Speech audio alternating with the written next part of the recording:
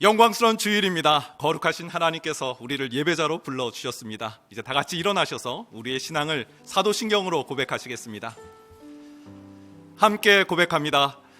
전능하사 천지를 만드신 하나님 아버지를 내가 믿사오며 그 외아들 우리 주 예수 그리스도를 믿사오니 이는 성령으로 잉태하사 동정녀 마리아에게 나시고 본디오 빌라도에게 고난을 받으사 십자가에 못 박혀 죽으시고 장사한 지 사흘 만에 죽은 자 가운데서 다시 살아나시며 하늘에 오르사 전능하신 하나님 우편에 앉아 계시다가 저리로서 산자와 죽은 자를 심판하러 오시리라.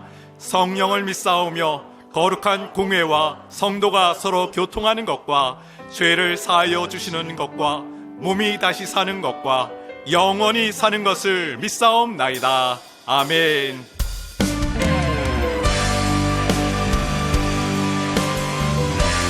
우리의 마음과 정성과 뜻을 다하여 하나님을 찬양하며 나아갑니다. 찬양하며 주님을 예배할 때 하늘 가득한 주의 영광 보리라. 나를 통하여 나의 입술을 인하여 주의 이름 높임을 받으소서. 지금 서 있는 이곳에서 높임을 받으소서. 내가 밟는 땅 주님의 땅이니 하늘이 주의 이름 높이 올리며 주의 이름 높이 올리며 넓은 바다가 주를 노래해. 모든 만물 주를 경배, 모든 만물 주를 경배. 모든 입술 주를 찬양해. 천지를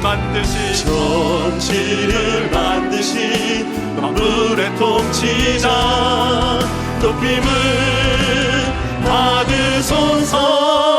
내 평생에 주의 이름 높이며 어느 곳에서든지 주님을 예배하리라.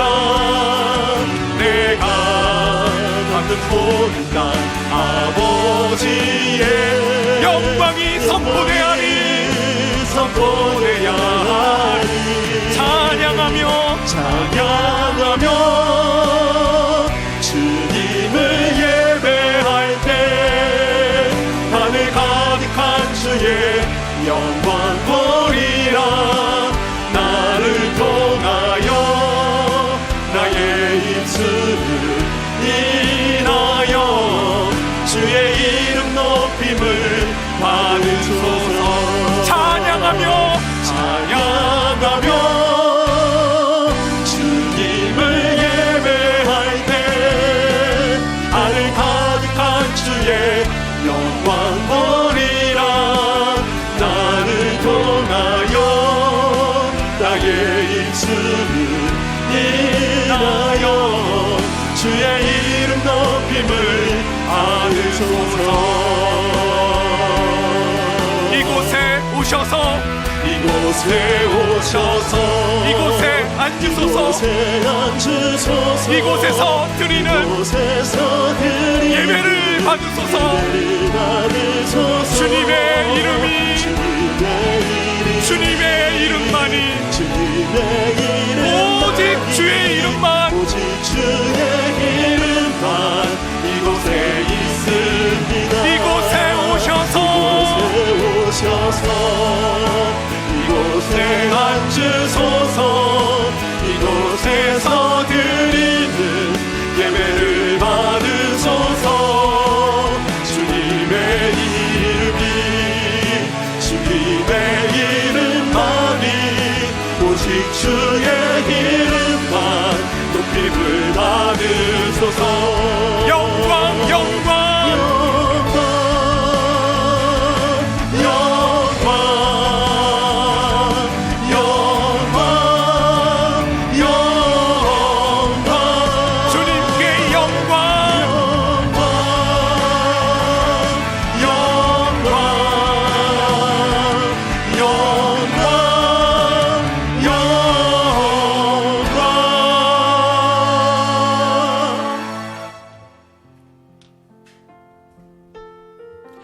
예배자로 온전치 못한 우리의 모습을 십자가 앞에 내려놓으며 예배를 위하여 부르짖어 기도하기를 원합니다.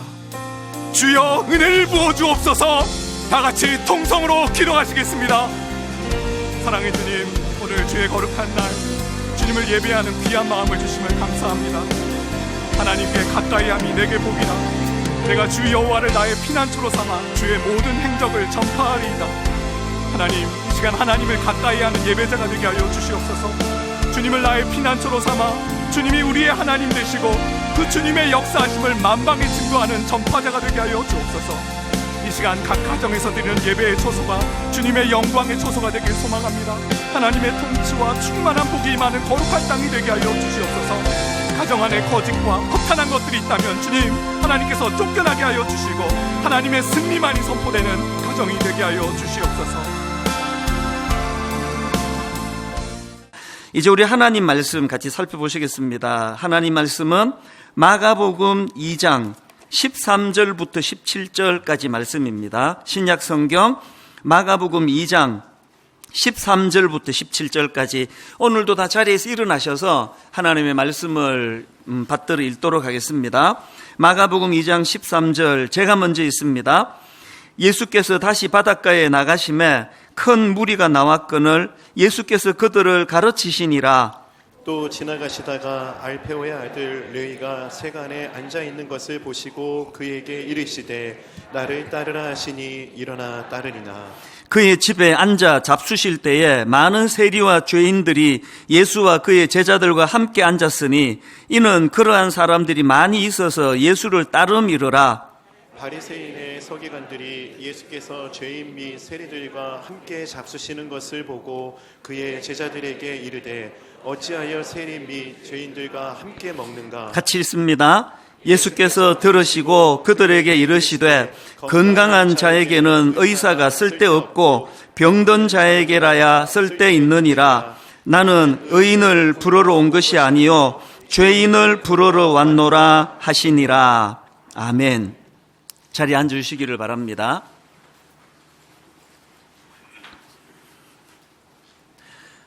오늘 본문 마가복음 2장 14절에서는 이제 예수님께서 그 12명의 제자 중에서 알페오의 아들 레위를 제자로 부르시는 그런 내용을 담고 있는데요. 자, 본문 마가복음 2장 14절입니다. 또 지나가시다가 알페오의 아들 레위가 세관에 앉아 있는 것을 보시고 그에게 이르시되 나를 따르라 하시니 일어나 따르니라. 여기 나오는 알페오의 아들 레위는 우리가 잘 아는 마태복음을 기록한 마태입니다. 그러니까 이 마태의 원래 이름이 레위였다는 것을 알 수가 있는데요. 그렇게 예수님께서 이제 마태를 12제자 중에 한 사람으로 부르시는데 이게 왜 문제가 되는가 하면은 그는 세리예요, 세리. 그 당시 세리는 이 로마 당국과 결탁을 해가지고 그 백성들을 수탈하던, 한마디로 말해서 사회의 암적인 존재로 낙인 찍혀 있던 사람들입니다. 그 당시 세리가 그 사회에서 어떤 대접을 받았는가는요, 자료 몇 군데만 찾아보면 금방 알 수가 있습니다. 예를 들면은 제가 본 책 중에 이런 내용이 있습니다. 그 당시 세리는요, 이 법정에서 증언을 쓸 자격이 없다는 겁니다. 저 존재 자체가 악인데 저런 놈이 증언하는 거 어떻게 믿겠냐고. 증언을 법정에 증인으로 쓸 수도 없는 그런 존재가 세리였고요. 또 그런가 하면은 세리는 구호품을 못 주는 겁니다. 어느 단체에서 뭐 불이웃을 돕시다. 그럴 때 이제 우리가 이렇게 헌금도 하고 구호품을 내는데 세리는 세리가 주는 구호품을 받을 수 없다는 겁니다. 저들이 갖고 있는 그 모든 물질이 전부 저 존재가 저게 허가받은 강도인데 저런 악하게 번 돈을 우리는 받으면 안 된다. 이런 대접을 받던 사람들이 세리였고요. 심지어는 사람들이 그 세리에게 거짓말 하는 거는 처벌받지 않는다는 규정이 있을 정도예요. 뭐 어떤 존재인지 아시겠죠? 저희들 어릴 때는 그 유행어 중에 얘는 관로받기다. 그러니까 이제 좀 문제가 있고 그래서 얘는 늘 따돌려야 된다. 이럴 때 얘는 관로받기다. 이 관로 아니어야 되는데 얘는 관로 받기다 이러면 완전히 내놓은 걸 이제 그렇게 이제 좀 재밌게 표현한 게 그런데 이 당시 세리들이 그 존재가 관로받기 인생입니다. 이런 악한 자를 예수님이 제자로 부르시니까 그 파장이 얼마나 컸겠습니까? 게다가 15절에 보니까 그의 집에 앉아 잡수실 때에 많은 세리와 죄인들이 예수와 그의 제자들과 함께 앉았으니 예수님이 자꾸 이런 파격적인 행동을 하시니까 그 당시 종교 지도자였던 바리새인 출신의 그 서기관은 율법학자거든요. 그들이 바로 이제 문제 제기를 하는 거 아닙니까? 16절. 바리새인의 서기관들이 예수께서 죄인 및 세리들과 함께 잡수시는 것을 보고 그의 제자들에게 이르되 어찌하여 세리 및 죄인들과 함께 먹는가? 이게 이제 어떤 상황인지 아시겠죠? 이제 막 엄청난 이제 파장이 일어나고 있는 그 시점이거든요. 이런 상황에서 예수님이 내가 왜 이런 행동을 했는지 아느냐 하시면서 선언하신 게 오늘 본문 17절 말씀입니다. 마가복음 2장 17절. 예수께서 들으시고 그들에게 이르시되 건강한 자에게는 의사가 쓸데없고 병든 자에게라야 쓸데있느니라. 나는 의인을 부르러 온 것이 아니요 죄인을 부르러 왔노라 하시니라. 내가 이렇게 행동하는 이 모든 거에는 이런 근본 정신이 있기 때문이다. 그래서 이제 주님께서 나는 의인을 부르러 온 것이 아니라 죄인을 부르러 왔다라고 선언하시는데요, 이 선언이 가진 의미, 이것 때문에 예수님이 십자가를 지셔야 했고요, 예수님의 이 선언의 정신 때문에 3년 내내 기득권자들에게 엄청난 박해를 당하고 고난을 겪어야만 했고요, 더 결정적인 거, 오늘 17절에서의 예수님의 이 선언이 있었기 때문에 오늘 저와 여러분이 자격도 없는데 하나님의 아들이라 칭함을 받고 또 구원을 받는 은혜를 누리게 된 게 바로 이 선언의 정신 때문입니다. 그래서 이 본문의 선언이 정말 중요한데요, 근데 이 본문의 구조를 보면 이제 큰 부분에 예수님이 나는 의인이 아니라 죄인을 부르러 왔노라는 선언이 있고, 그 선언에 대하여 긍정적으로 받는 사람과 부정적으로 받는 사람들로 구분되는 구조가 오늘 본문입니다. 그래서 제가 오늘 그 설교 제목을 잡으면서 놀랍고 당황스러운 선언 이렇게 정했는데요, 사실은 원래대로 정하자면 제목이 좀 길게 저는 잡았거든요. 감격과 놀라움이거나 콤마하고 아니면 매우 당황스러운 선언. 그 설교 제목을 이렇게 길게 잡으면 그 주보에 쓸 수도 없고 그래가지고 이제 제가 줄여서 놀랍고 당황스러운 선언이라고 했는데요, 이 놀랍고라는 거는 그 주님의 선언을 긍정적으로 받는 걸 표현한 거고요, 당황스러움은 그걸 부정적으로 받는 걸 이렇게 표현을 한 겁니다. 왜? 오늘 본문의 구조가 그러니까요. 그래서 이제 나는 의인을 부르러 온 것이 아니라 죄인을 부르러 왔다, 이 예수님의 선포에 대하여 감격과 놀람으로 받는 그 부류, 그게 이제 그 세리 마태, 제자로 부름받은 세리 마태고요, 너무나 당황스럽고 또 부정적으로 받은 그 당시에 종교 지도자들이었던 바리새인의 서기관들, 율법학자들, 이제 이렇게 나눌 수 있는데 이 부분을 제가 좀 설명을 드리려고 합니다. 이 두 부류 중에 먼저 살펴볼 부류는 죄인을 부르러 오셨다는 선포를 긍정적으로 받았던 세리 마태예요. 그는 예수님의 부르심에 두 가지로 반응을 했는데요, 첫 번째 반응이 뭡니까? 즉각적인 결단입니다. 오늘 본문 마가복음 2장 14절을 보십시오. 또 지나가시다가 알페오의 아들 레위가 세관에 앉아 있는 것을 보시고 그에게 이르시되 나를 따르라 하시니 일어나 따르니라. 이게요, 일어나 따르니, 이게 간단한 표현이지만 사실은 이 짧은 일어나 따르니라라는 이 말 안에는 지금 이 어마어마한 그 세리 마태의 자기 희생, 결단, 자기가 누리던 모든 기득권을 다 포기하는 것들이 다 담겨져 있는 엄청난 결단을 저렇게 짧게 표현한 것. 제가 몇 주 전에 그 마가복음 1장을 제가 설명을 드리면서 그 고기 잡던 베드로와 안드레를 주님이 부르실 때 그들이 그물을 버려두고 주님을 따랐다 할 때 칭찬을 많이 했잖아요. 근데 사실 여러분, 이 어부가 이 그물을 버리고 주님을 따랐는데, 이게 좀 따라 보니까 내가 생각하던 그 예수가 아니네. 그러면요, 철물점 가가지고 그물 몇 푼 안 주고 다시 살 수 있습니다.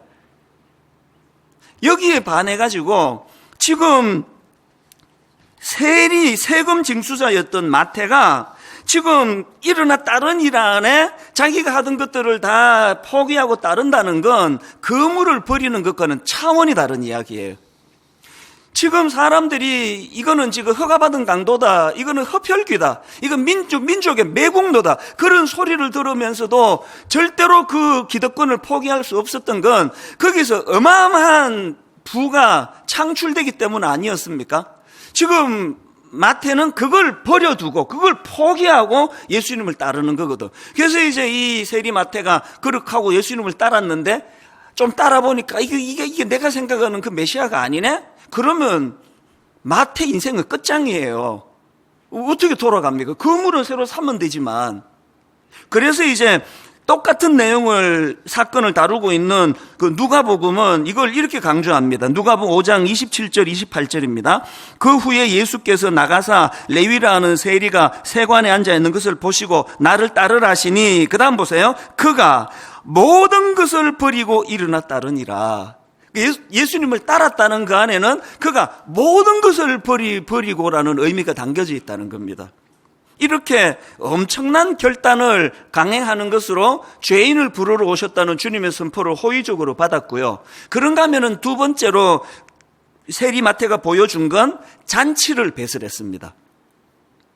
오늘 본문 15절에서는 예수님께서 그의 집에 앉아 잡수실 때에 이렇게 표현했는데요. 같은 내용을 다루고 있는 누가복음 5장에 보면은 이게 잔치였고 그거를 배설한 사람이 마태라는 것을 알 수가 있습니다. 자, 5장 29절을 보십시오. 누가복음 5장 29절. 레위, 이게 세리 마태라 그랬죠. 레위가 예수를 위하여 자기 집에서 큰 잔치를 하니에요. 지금 예수님의 부르심 앞에 순종했던, 그가 했던 게 잔치를 배설했는데요. 저는 누가복음 5장 29절에서 주목하는 게 예수를 위하여예요. 지금까지 이 세리 마태는요, 단 한 번도 다른 사람을 위하여 살아본 적이 없는 인간이에요. 상대방의 눈물을 흘리게 만들더라도, 그래서 그 보이스 피싱 같은 사람들이 참 악한 게요, 그렇게 사기를 당한 사람들이 그 흘리게 될 눈물 이런 데는 안중에도 없는 거 아닙니까? 사기를 쳐서 돈만 얻어내면 되는 마태가 이런 종류의 사람이었는데, 그가 예수님의 부르심을 받자마자 변화된 게 예수를 위하여예요. 여러분, 신앙생활은요, 예수를 위하여예요. 신앙생활은 그 예수를 위하여 안에 예수님이 그토록 사랑하는 이 타인들을 향한 태도가 바뀌어지는 것을 내포하고 있는 거거든요. 여전히 그렇게 예수 믿는다 하면서도 자기 것에 집착하고 단 한 번도 누구를 위하여 살아본 적이 없는 그런 사람은 절대로 세리 마태의 길을 가고 있는 거 아닙니다. 이 예수를 위하여. 그런가 하면은 이 잔치를 배설했다는 이 말씀 앞에서 중요한 한 가지가 더 있는데요. 이 마태가 배설한 잔치가 보여주는 이미지는 기쁨입니다. 기쁨. 누가복음 15장에 보면은 이제 그 탕자의 비유에 둘째 아들이 허랑방탕하게 생활하다가 아버지한테 돌아와가지고 염치가 없어서 이제 나는 아들이라 부를 자격도 없습니다. 그냥 종으로 써주세요. 그러니까 아버지가 거두절미하고 배설한 게 잔치예요. 손에 가락지를 끼워주고. 그런데 누가복음 15장에 보면은 그 의미를 이렇게 부여합니다. 15장 23절에 보니까 아버지가 이렇게 말씀하십니다. 살찐 송아지를 끌어다가 잡으라, 우리가 먹고 즐기자. 그러면서 그 잔치의 의미를 24절에서 이렇게 부여합니다.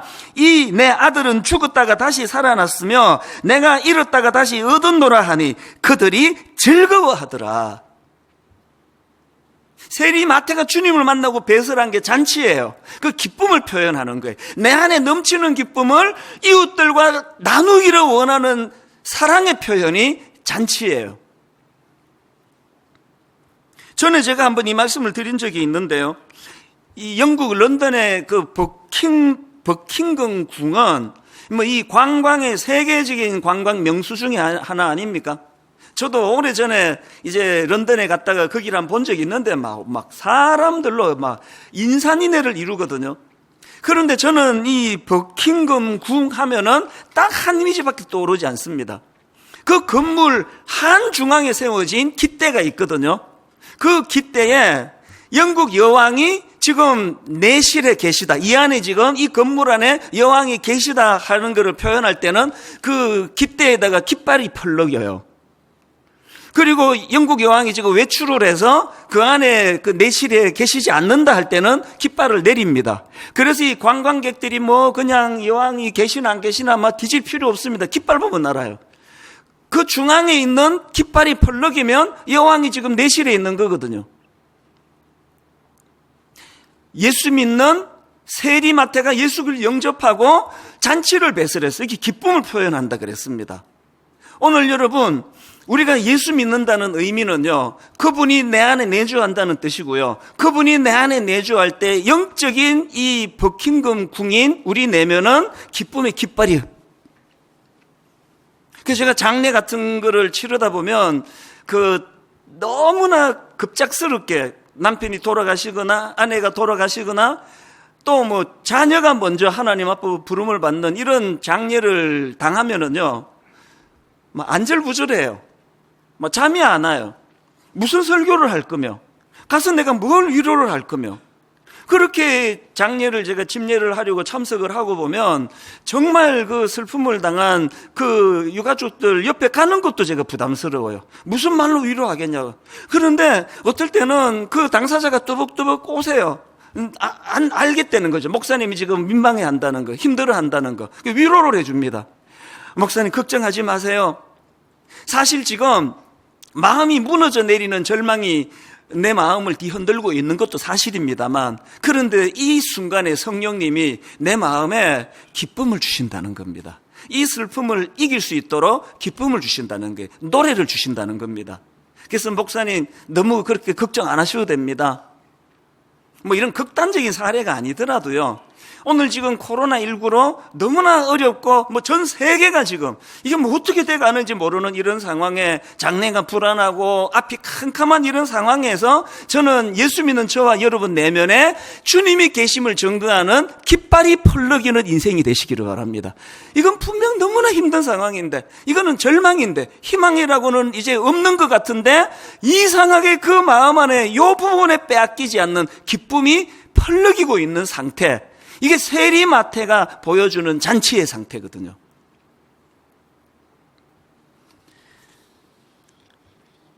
이렇게 부르심에 순종했던 세리마태가 이런 두 가지 모습을 보여줬는데요. 이게 이제 긍정적인, 나는 의인을 부르러 온 게 아니라 죄인을 부르러 오셨다는 주님의 그 근본적인 선언 앞에 참 기쁨으로 반응하고 잔치를 배설하는 이것이 이제 그 세리마태의 모습이라면, 이제 이걸 부정적으로 받는 사람들이 나오는데, 그게 바리새인의 서기관들, 그러니까 바리새파 출신의 율법 학자들입니다. 그들의 반응이 16절 아닙니까? 바리새인의 서기관들이 예수께서 죄인 및 세리들과 함께 잡수시는 것을 보고 그의 제자들에게 이르되 어찌하여 세리 및 죄인들과 함께 먹는가? 저는요, 이렇게 지금 예수님께 항변하는 그 바리새파 율법 학자들을 보면서 딱 떠오르는 이미지가 뭡니까? 지금 그 쓰레기 취급을 받던 인생의 존재가 부정을 당하던 한 인생이 주님으로부터 구원을 받고 너무너무 기뻐서 잔치를 배설하는 기쁨은 하나도 와닿지 않는, 이 감정이입이 안 되는, 그것을 가지고 여기서 조금 지나면은요, 3장으로 들어가면은 예수님이 그 손마른 장애인이 나오거든요. 그 손마른 장애인을 고쳐주는 그 장면이 나오는데, 이게 막 얼마나 그 장애인이 기쁜, 이게 뭐 그냥 가슴이 터질 것 같은 기쁨을 누리고 있는 그 현장에서 바리새인들은 요거를 빌미로 어떻게 예수를 죽일고 의논하는 이런 냉혈 인간의 모습을 보이거든요. 이거는 점점 갈수록 심해지는 걸 볼 수 있습니다. 여러분, 저와 여러분이 진실로 바리새인 같은 신앙인이 되지 않기를 바랍니다. 상대방의 기쁨을 공감할 수 없는 신앙은 신앙이 아니에요. 어떻게 그 장애인이 고침을 받는 그 기쁜 현장에서 그 일을 행하신, 어떻게 하면 저 예수를 죽일고 이렇게 생각할 수가 있느냐고요. 저는 오늘 이 본문을 묵상을 하면서 이제 그 세리 마태의 모습하고 또 당시 그 종교 지도자들이었던 율법학자들의 바리새파 출신의 율법학자들을 보면서 묵상을 하다가요, 예전에 책을 사놓고 좀 읽다가 그만둔 책이 한 권 쑥 떠올라졌습니다. 그래서 제가 서재에서 그 책을 꺼내가지고 지난주 다시 읽었는데요, 정신과 의사가 쓴 책이에요. 당신이 옳다, 이런 제목의 책인데요, 그 제목에서 그 당신이 옳다가 뭘 의미하는지 저자가 이런 표현을 씁니다. 여기서 말하는 당신이 옳다는 거는 그 사람의 존재 자체를 수용하는 차원에서의 옳다는 거예요.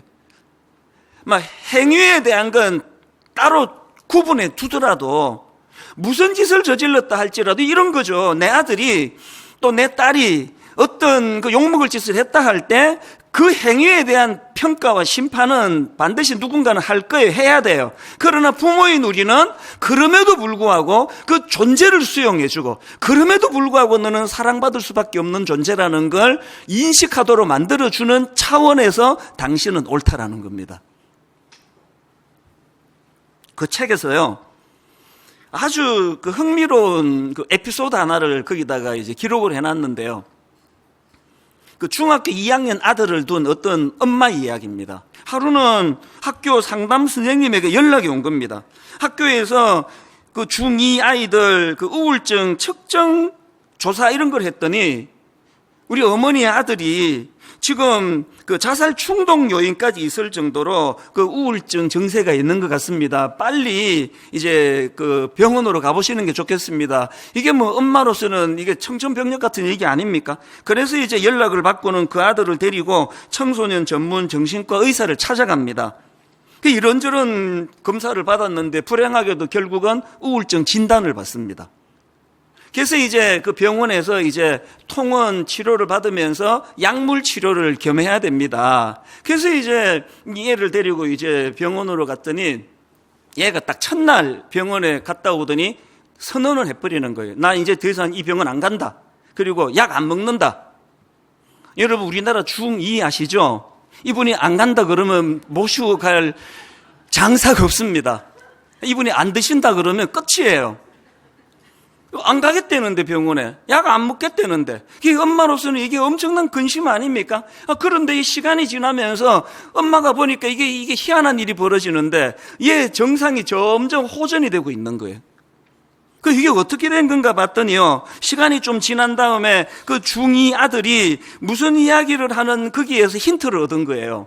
그 아들이 뭐라고 얘기하는가 하니까 자기가 오랜만에 병원을 오가면서 오랜만에 엄마 손잡고 그렇게 오간 것도 참 좋았고, 특히 병원 근처에서 엄마와 함께 먹었던 돈가스가 너무나 맛있었다. 어리니까 이제 뭐 그게 내게 많이 뭐 힐링이 됐다 이런 말은 못했지만 벌써 그 얘기를 하는 거 아닙니까? 그리고 결정적인 거, 얘가 하는 말이 이제 자기 엄마하고 자기하고 이제 그 의사 선생님이 이제 진단해 주시는 그 얘기를 듣고 얘가 우울증입니다. 그랬을 때 얘가 자기 엄마를 본 거예요. 자기 엄마를 봤더니 그 엄마 눈빛이 막 흔들리고 눈물을 막 흘리시면 당연한 거 아닙니까? 근데 여러분, 그 책에서 그 중2 아이가 뭐라고 얘기하는가 하니까 그 엄마 눈에 눈물이 고이고 눈동자가 흔들리는 그 엄마의 모습을 보면서 얘가 어떤 안도를 했느냐, 엄마가 나 때문에 힘들어 하시는구나. 그 엄마의 흔들리는 눈동자에서 자기 존재감을 확인하고 마음이 편해졌다는 겁니다. 그래서 결국은 그런 것들을 확인했기 때문에 약을 안 먹어도 병원은 안 가도 우울증이 호전이 되더라, 치료가 되더라. 그 이야기가 뭘 이야기하는 겁니까? 그 책 제목 그대로예요. 그 사람의 존재 자체가 수용을 받고 인정을 받는 것 같은 거기에서 어떤 약보다도 강력한 효과가 나타나더라는 그 얘기 아닙니까? 오늘 여러분, 교회는 주님으로부터 도저히 용서받을 수 없는 세리 마태와 같은 인생이 주님의 용납하심의 은혜를 누리는 것이에요. 내 마음에 꺾여버렸던 기쁨의 깃발이 주님의 내주하심으로 다시 회복되는 것이 크리스찬인 줄 믿으시기를 바랍니다. 저는 오래 예수 믿어도 여전히 세리 마태가 가진 그 기쁨과 감격을 유지하기 위하여 어떻게 해야 되는가, 본문을 중심으로 한 두 가지로 정리를 해보았는데요. 여러분, 첫째로요, 오랜 세월이 지나도 여전히 세리 마태가 가진 기쁨과 감격을 회복하시려면 자기 스스로에 대해서는 죄인임을 인식해야 된다는 겁니다. 17절을 다시 보십시오. 예수께서 들으시고 그들에게 이르시되 건강한 자에게는 의사가 쓸데없고 병든 자에게라야 쓸데있느니라. 그 다음에 이 중요한 포인트를 보십시오. 나는 의인을 부르러 온 것이 아니요 죄인을 부르러 왔노라 하시니라. 제가 이 구절을 묵상하다가 진짜 제가 창의적인 뭐 하나를 개발을 했습니다. 여러분이 아시지만 로마서 3장 10절에 보면은 의인은 없나니 하나도 없다 그랬거든요. 그러니까 어차피 의인은 없습니다. 그래서 제가 이거를 어떻게 의역을 했는가 하니까요, 제가 의역한 거를 한번 띄워주시겠습니까? 17절을 저 빨간 글씨로 된 게 제가 만든 문구예요. 나는 의인인 줄 착각하는 사람을 부르러 온 것이 아니요 죄인임을 인식하는 사람을 부르러 왔노라 하시니라. 의인인 줄 착각하는 사람의 대명사가 바리새인 아닙니까? 항상 자기는 의인이기 때문에 죄인들을 정죄하기 좋아하는 그런 태도를 가진 사람을 부르러 온 것이 아니라 죄인임을 인식하는 사람. 여러분, 지난주에 제가 솔로몬에 대하여, 솔로몬이 원래 그 불륜 드라마에는 나올 것 같은 그런 출생의 아픔을 가지고 태어난 이름이 솔로몬인데 여디디아라고 하는 이름을 하나님이 주셨다 그랬는데요. 오늘 본문에 나오는 세리 마태도 똑같은 케이스입니다. 마태가 원래 이름이 그 레위라 그랬지 않습니까? 자, 여러분, 이건 추측이에요. 왜 그 마태의 아버지가 아들을 낳고 이름을 레위라고 지었을까요? 추측컨대 그 집안 혈통이 레위 지파였을 것 같아요. 그리고 아들 이름을 레위라고 왜 지었을까? 너무너무 소중한, 너무너무 사랑스러운 그 아들을, 어린 갓난 아기를 보면서 그 아버지 마음에, 그 어머니 마음에 어떤 소원이 있습니까? 이 귀한 아들이 과거에 자기 혈통이 누렸던 제사장으로서의 거룩하고 존귀하고 영광스러운 삶을 살아가기를 갈망하는 마음으로 이름을 레위라고 지었을 거 아니냐고요.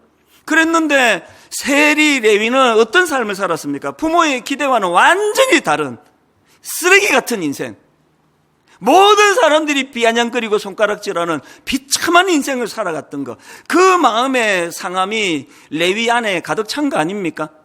그랬기 때문에 예수님께서는 세리 레위를 부르시고 그에게 마태라는 새로운 이름을 주세요.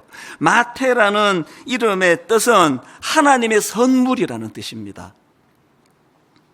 가슴 아픈 출생의 비밀을 갖고 있던 솔로몬에게 여디디아, 너는 하나님께 사랑받는 자이다, 이런 뜻을 가진 여디디아를 그에게 주셨던 것처럼,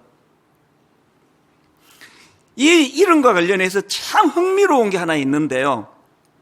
이 사복음서 중에서 마태복음은 이제 오늘 본문의 주인공인 마태가 기록을 했고 나머지는 이제 다른 저자들이 있었는데요. 참 재밌는 게 뭐냐, 나머지 사람들은 이 마태를 부를 때 옛날 이름을 사용합니다. 자, 보십시오. 누가복음 5장 27절입니다. 그 후에 예수께서 나가사 레위라 하는 세리가 세관에 앉아 있는 거 보시고, 레위라고 지금 부르고 있죠. 또 그 다음에 마가복음 2장 14절, 오늘 본문도 마찬가지입니다. 또 지나가시다가 알페오의 아들 레위가 세관에 앉아 있는 것을 보시고, 여기도 이제 옛날 이름 레위를 쓰고 있는데요. 당사자, 마태복음을 기록한 당사자는 자기를 어떻게 부르느냐. 자, 마태복음 9장 9절입니다. 예수께서 그곳을 떠나 지나가시다가 마태라 하는 사람이 세관에 앉아 있는 것을 보시고, 자기는 지금 원래 이름을 쓰지 않고 새로운 주님을 만난 이후에 부여받은 새로운 이름을 쓰고 있고요. 더 놀라운 게 뭔지 아십니까? 마태복음 10장 2절 3절을 보십시오. 자기를 어떻게 부르는지 보세요. 12 사도의 이름은 이러하니 베드로라는 시몬을 비롯하여 그의 형제 안드레와 세베대의 아들 야고보와 그의 형제 요한, 빌립과 바돌로메, 도마와 세리 마태. 과거에 그렇게 쓰레기 같은 존재였던 자기를 이렇게 까발릴 필요가 없지 않습니까? 가려도 되는 거 아닙니까? 다 그냥 이름을 다 불렀는데 왜 자기의 부끄러운 과거 세리 마태라고 기록을 했을까요? 전 이 마음을 너무 잘 알아요. 왠지 아세요? 그 사람들이 저보고 이찬수 목사 설교를 들어보면은 저 사람은 굉장히 솔직한 사람이야, 그런 얘기를 가끔씩 해요. 천만의 말씀이에요. 제가 솔직한 사람이라고요? 절대 아닙니다. 제가 자기 오픈을 잘한다고요? 맞습니다. 잘해요. 근데 오픈할 만한 것만 오픈하는 거예요. 다 오픈 안 합니다. 안 한 거 많습니다. 제가 저를 오픈한다는 건 그게 해결이 됐다는 뜻이에요. 제가 나 미국에서 대학까지 나왔는데 영어 진짜 못합니다. 그건요, 영어 못하는 내 열등감이 해결이 됐다는 뜻이에요. 안 그러면 절대 안 드러냅니다. 영어로 된 거 절대 읽지도 않을 거예요. 외모 가지고 제가 막 그렇게 좀 비하를 할 때가 가끔씩 우리 형제들은 막 안타까워 죽으려 그래요. 네가 그 정도는 아닌데. 제가 어릴 때 외모에 열등감이 좀 있었거든요. 절대로 안 드러냈습니다. 막 공개적으로 영어 못한다, 외모가 이렇다, 내가 뭐 이런 약점 저런 약점 있다는 건요, 제가 오픈하는 그 모든 건 다 주 안에서 다 해결이 됐다는 뜻이에요. 마태가요, 안 드러내도 되는 인간 쓰레기 같았던 주님 만나기 이전에 자기를 드러냅니다. 세리 마태라고요. 오늘 여러분, 저와 여러분에게 절대로 감격의 마태로 시작해서 남을 비난하고 정죄하는 냉혈 동물 같은 바리새인으로 전락하지 않기 위해서는 이 감격을 잊으시면 안 됩니다. 자격 없는 나, 죄인 되었던 나, 내버려뒀으면 인간 쓰레기처럼, 뭐 도덕적으로 여러분 뭐 그런 사람에게 얼마나 되겠습니까만, 영적으로 나는 주님과 원수되었던 자인데 나를 품어주셨던. 그래서 저는 로마서 5장 20절, 율법이 들어온 것은 범죄를 더하게 함이라. 그러나 죄가 더한 곳에 은혜가 더욱 넘쳤나니. 아버지, 나는 죄인입니다. 이런 죄가 더한 곳에 은혜가 넘쳐 날 구원해 주신 그 하나님 은혜에 눈물로 저는 감격하며 살아가기 원합니다. 이런 사람들에게 절대로 변질이란 없다는 거예요. 그런가 하면은 두 번째로요, 여러분이 세리 마태의 감격을 계속 유지하시려면은요, 상대방에 대해서는 예수님의 기준으로 대하라는 겁니다. 예수님의 기준이 뭔데요? 오늘 똑같은 사건을 다루는 마태복음 9장에 보면은 마가복음에 없는 포인트 하나를 더 다루고 있습니다. 자, 마태복음 9장 12절을 보십시오. 예수께서 들으시고 이르시되 건강한 자에게는 의사가 쓸데없고 병든 자에게라야 쓸데있느니라. 그리고는 마가복음에는 없는 한 포인트를 더 강조합니다. 그게 9장 13절입니다. 너희는 가서 내가 긍휼을 원하고 제사를 원하지 아니하노라 하시듯이 무엇인지 배우라. 내가 긍휼을 원하고 제사를 원하지 아니하노라 하신 뜻이 무엇인지 배우라. 나는 의인을 부르러 온 것이 아니요 죄인을 부르러 왔노라 하시니라. 마태복음에는 마가복음에 없는 한 개념을 더 이야기하는데, 우리가 상대방에 대해서는 예수님의 기준을 가지고 상대방을 대하라 한다면은 그 예수님의 기준은 긍휼이에요. 긍휼. 불쌍히 여기는 마음. 이런 의미에서 저는 오늘 본문에 나와 있는 예수님의 그 모습을 보면서 두 균형을 가지고 상대방을 예수님의 기준으로 대할 수 있다 생각합니다. 우리 안에 두 균형이 뭘까요? 첫째는요, 중요한 균형입니다. 죄를 죄라고 인식하도록 돕는 거예요. 얼버무리지 않습니다. 지금 예수님이 세리 마태를 부르시고는 아이고 너같이 좋은 애를 갖고 이것 때문에 뭐하면 하니 그렇게 얘기 안 합니다. 예수님이 마태를 부르시고는 대놓고 나는 죄인을 부르러 왔다. 무슨 뜻입니까? 얘 문제 있는 거 맞다는 거 아닙니까? 죄를 죄로 절대로 흐지부지 얘기하지 않으세요. 여러분, 이 예수님의 원리가요, 현장에서 가늠하다가 붙잡혀온 여인을 대할 때도 그대로 나타나는 거 아닙니까?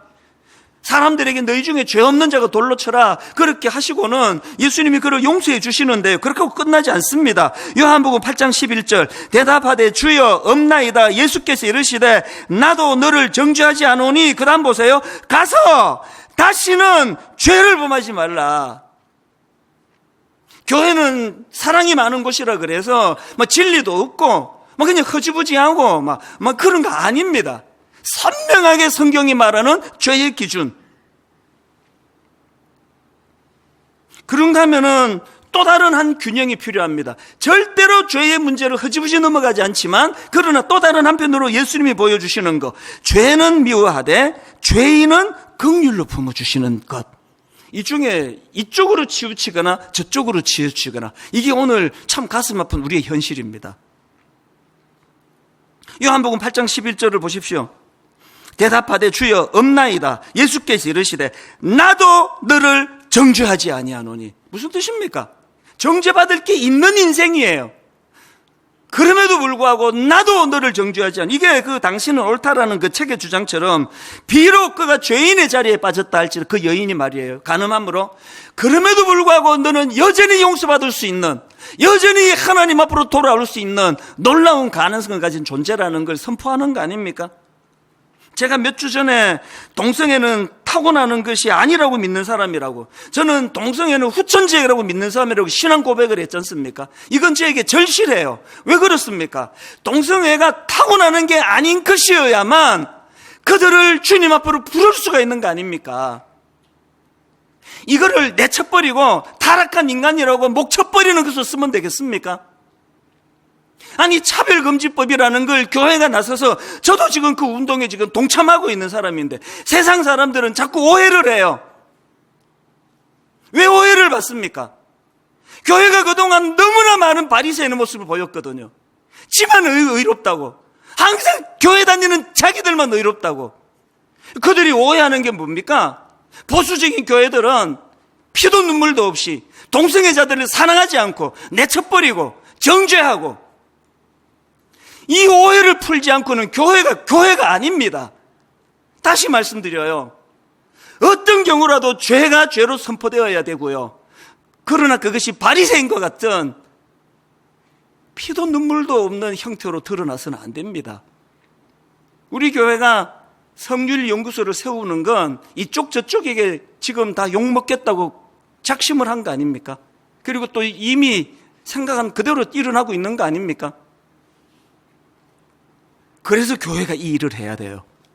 어떻게 해서든지 간에 이것이 죄라는 사실을, 돌을 맞더라도 이것을 흐지부지 해서는 안 되지만, 또 다른 한편으로 그들도 구원받아야 될, 그들도 세리마태처럼 주님 앞으로 돌아와야 될, 그들도 중학교 2학년 그 우울증 판정을 받은 그 아이처럼